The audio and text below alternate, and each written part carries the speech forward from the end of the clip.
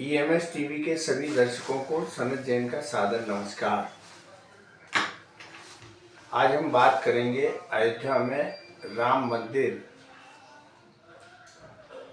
की जो प्राण प्रतिष्ठा हो रही है उस कार्यक्रम को लेकर जिस तरीके का उत्साह देश भर में बना हुआ है और करीब करीब सभी राज्यों से और बहुत सारे लोग स्वमेव अपने अपने तरीके से अपनी आस्था को प्रकट कर रहे हैं। खंडवा में अभी एक बहुत बड़ा दीपक बनाया गया है जिसमें 521 किलो तेल भरकर जिस दिन प्राण प्रतिष्ठा शुरू होगी उसी के साथ वो दीपक का प्रज्वलन होगा और उसमें 5 दिन में करीब 2100 लीटर तेल का उपयोग होगा। 18 फुट लंबी बाती बनाई गई है जिससे राम ज्योति दूर से ही लोगों को देखने को मिले और उसमें भी पूरे विधि विधान से दीपक की पूजा करके और भगवान रामलला की प्राण प्रतिष्ठा का।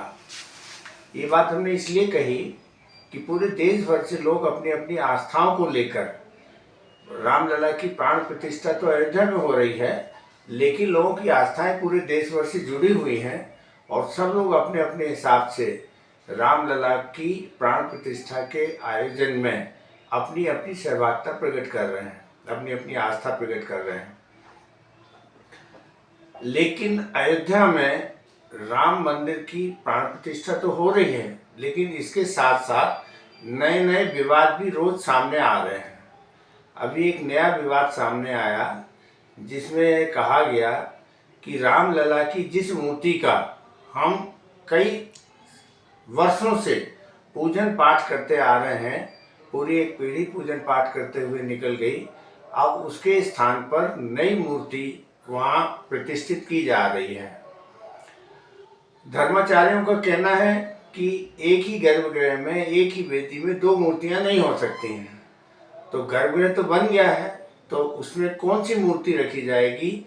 जिस मूर्ति की पहले पूजा हो रही थी उस मूर्ति को यदि रखना था तो प्राण प्रतिष्ठा करने की जरूरत इसलिए नहीं थी क्योंकि उसकी प्राण प्रतिष्ठा तो पहले भी हो चुकी थी और ऑलरेडी उसकी पूजन कई दशकों से होती चली आ रही थी।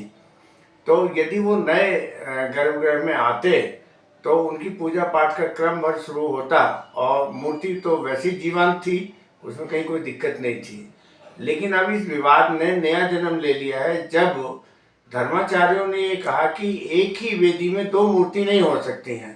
तो ऐसी स्थिति में या तो नई जो रामलला की मूर्ति बनी है उसमें प्राण प्रतिष्ठा हो जाएगी और उसकी पूजा होने लगेगी, लेकिन लोगों की आस्था पुरानी मूर्ति से जुड़ी हुई है और हिंदू धर्म के, हिंदू संप्रदाय के ही साधु संत जिन्होंने इस मामले में लड़ाई लड़ी है वो ये कह रहे हैं कि हमने ये कहा था कि रामलला को हम टेंट से निकाल कर और अपने मंदिर में ले जाएंगे और जो भव्य मंदिर बना है उसमें रामलला की पुरानी मूर्ति ही स्थापित होनी चाहिए। अब ये एक नया विवाद शुरू हो गया।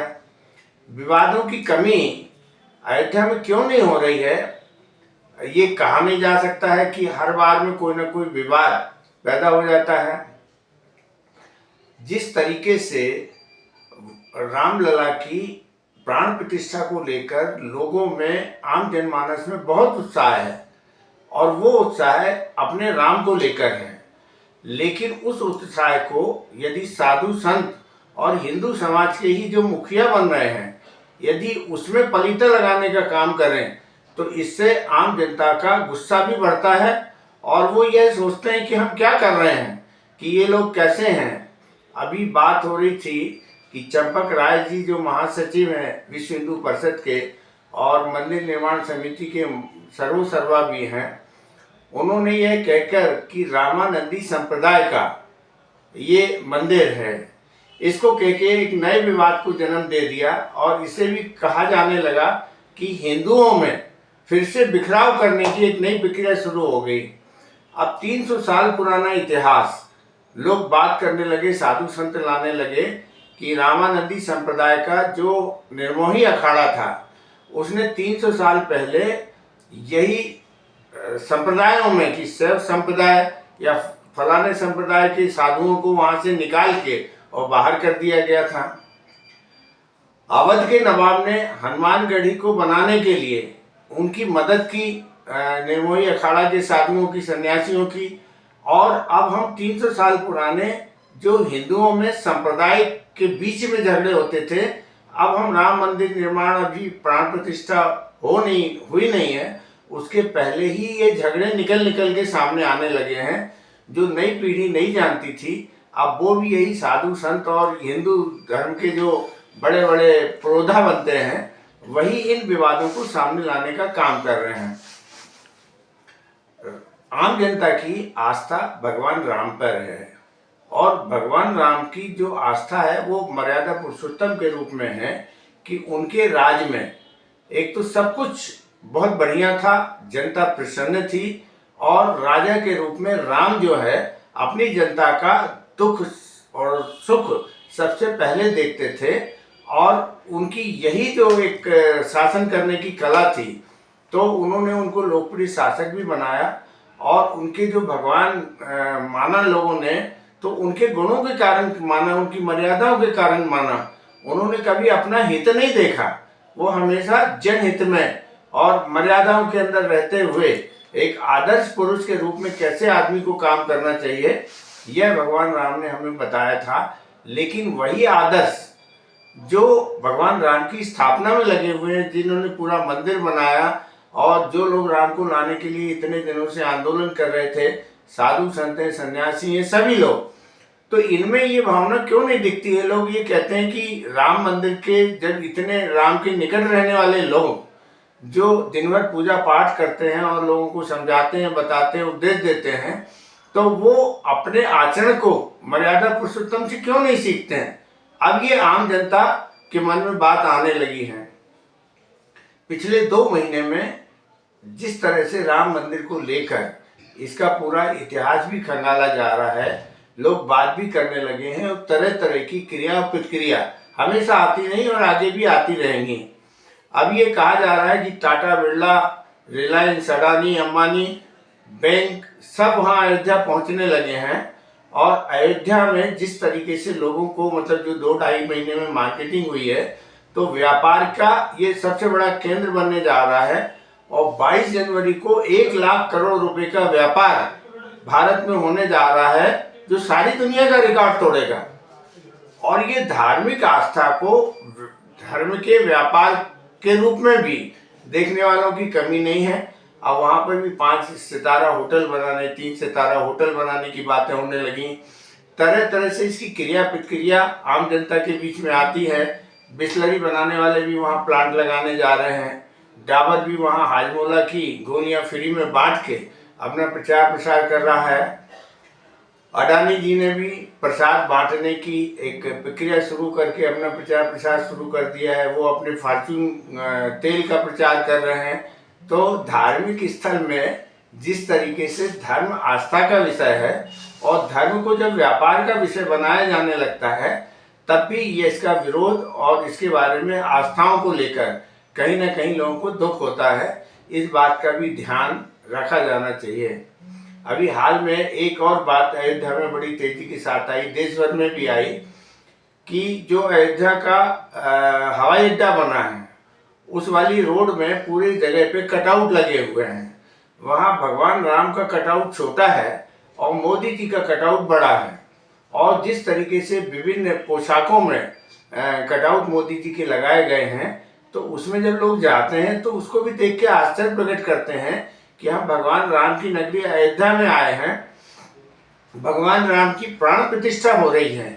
लेकिन जब वो भगवान राम से बड़े होर्डिंग और कटआउट जब मोदी जी के देखते हैं, तो कहीं ना कहीं मोदी जी भी चर्चाओं में आते हैं कि क्या बात है कि मोदी जी भगवान राम से बड़े हैं। क्योंकि यह माना जाता है कि एक हर चीज़ का प्रोटोकॉल होता है। नेताओं के बीच में भी एक प्रोटोकॉल है कि प्रधानमंत्री की फ़ोटो पहले लगेगी, उसके बाद मुख्यमंत्री की लगेगी, गवर्नर की लगेगी। ऐसा प्रोटोकॉल सब जगह है।